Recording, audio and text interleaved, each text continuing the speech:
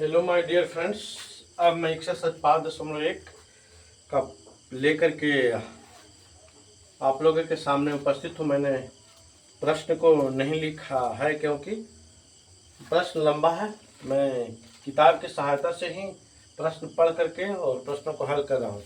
निम्नलिखित स्थितियों में से किन स्थितियों में संबद्ध संख्याओं की सूची एपी है और क्यों? माने क्यों एपी है? पहला है, हल लिख दे रहा हूँ। निम्नलिखित स्थितियों में से किन स्थितियों में संबद्ध संख्याओं की सूची एपी है और क्यों? प्रत्येक किलोमीटर के बाद का टैक्सी का किराया, जबकि प्रथम किलोमीटर के लिए मतलब ये 15 रुपया है। ठीक है। इसके बाद प्रत्येक अतिरिक्त किलोमीटर के लिए किराया 8 रुपया है। क्या मतलब डी है। कहा कि सार बनकर 8 हो रहा है क्योंकि प्रत्येक किलोमीटर में 8 रुपया बढ़ रहा है।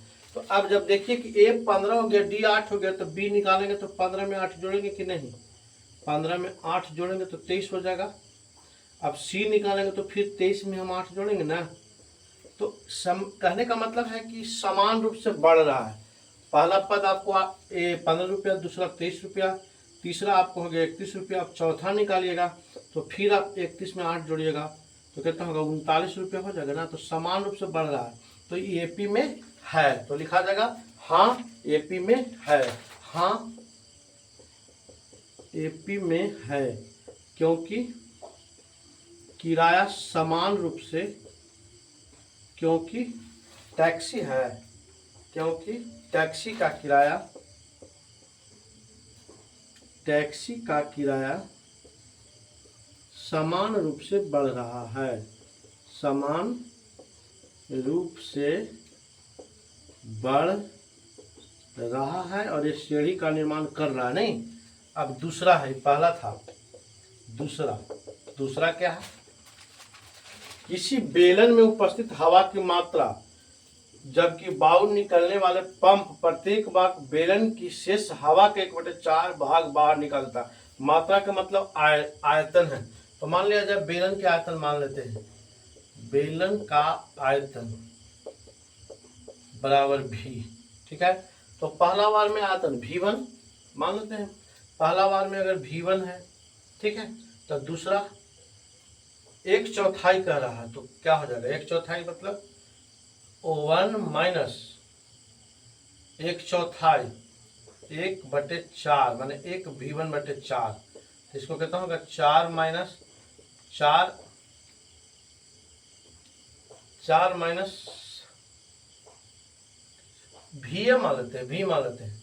तो आयतन भी हो गया। तो एक पहला तो पद भी हो गया। अब दूसरा निकालने के लिए क्या करता है कि वायु निकलने वाले पंप प्रत्येक बार बेलन की शेष हवा का, तो शेष हवा का, तो अगर मान लिया हवा कितना है तो 1 माइनस या V माइनस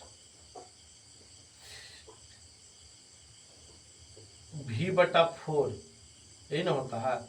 शेष हवा का तो V माइनस 1 गुने V/4। 1/4 कह रहा है तो 1/4 निकाल रहे हैं तो कितना निकल कर जाएगा? 4V माइनस V/4 मतलब 3V/4 निकल रहा है।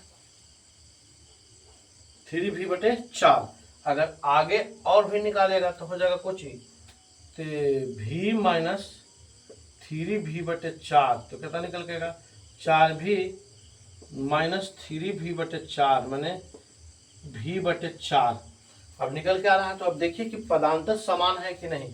कि पहला हो गया, पहला पद A बराबर V और दूसरा पद B बराबर हो गया 3V/4 और तीसरा पद C बराबर हो गया V/4। अब पदांतर निकाल कर देख लेते हैं। 3V/4 माइनस V तो हो गया 4, 3V माइनस 4V तो माइनस 1V/4 हो गया। अब दूसरा पदांतर निकालते हैं तो V/4 माइनस 3V/4 तो कितना हो गया? 4 हो गया। तो V माइनस 3V तो हो गया माइनस 2V/4 हो गया।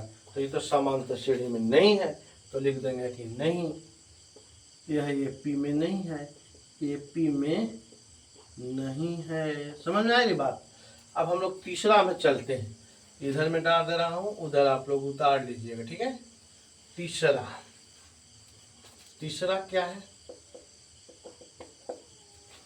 कह रहा कि प्रत्येक मीटर की खुदाई के बाद एक कुआं खोदने में आई लागत प्रथम मीटर खुदाई मतलब प्रथम के ए 150 रुपया और अतिरिक्त मतलब डी 50 रुपया बढ़ रहा है। इसका मतलब दूसरा पद निकलेगा 150 में 50 जुड़ जाएगा तो 200 रुपया। तीसरा पद निकलेगा तो फिर 200 में 50 जुड़ जाएगा तो 250 रुपया। तीसरा पद चौथा पद निकलेगा ए बी सी डी तो 250 में 50 जुड़ जाएगा 300 रुपया हो गया। अर्थात समान स्थिति में बढ़ रहा है, अर्थात एपी में है, लिखा जाएगा हाँ एपी में है, हाँ एपी में है। सब पद लिखा जाएगा 150 200 250 300 ऐसे। अगला क्वेश्चन है चौथा कहता है खाते में प्रत्येक वर्ष का मिश्रधन जबकि 10,000 रुपया की राशि 8% वार्षिक दर से चक्रवृद्धि ब्याज पर जमा की जाती है। तो आपका चक्रवृद्धि ब्याज है तो मिश्रधन आप निकाल लीजिए। तीसरा है तो चौथा में चलते हैं, इधर मैं डाल दे रहा हूँ। चौथा क्या बताता है, चौथा बता रहा है चौथा मिश्रधन निकाले तो मिश्रधन बराबर आप सूत्र जानना करते हैं मूलधन इंटू 1 प्लस r बटे 100। ये होता है मूलधन इंटू 1 प्लस दर बटे 100 होल समय होता है। तो मूलधन आपका है 1 2 3 4 इंटू 1 प्लस दर है 8 बटे 100। तो एक वर्ष के लिए निकाले हैं तो 1 होगा। फिर अब दूसरा वर्ष के लिए खाली निकालेंगे मिश्रधन, इसको लिख देते हैं मिश्र 1 मिश्रधन 2 लिख देते हैं। तो इसका भी हो जाएगा 1 प्लस 8 बटे 100 यहाँ 2 हो जाएगा। फिर मिश्रधन 3 निकालेंगे, मिश्रधन 3 फिर लिखेंगे 1 2 3 4 इंटू 1 प्लस 8 है तो 8 बटे 100 होल 3 हो जाएगा। समझ रहे हैं।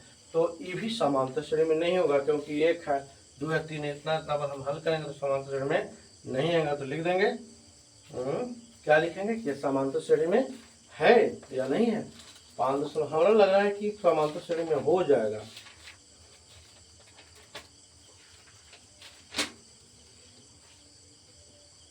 हाँ समांतर श्रेणी में नहीं होगा सॉरी समांतर श्रेणी में नहीं होगा। समांतर श्रेणी में यह एपी में नहीं है।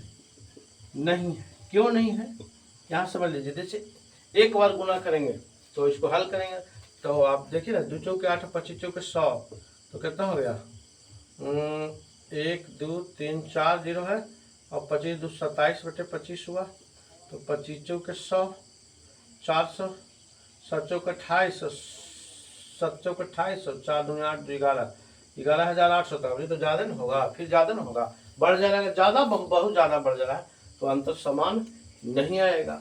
ठीक है, इसलिए एपी में नहीं होगा। 5.1 का पहला का चौथा समाप्त हो गया। अब हम लोग नेक्स्ट वीडियो में दूसरा देखते हैं।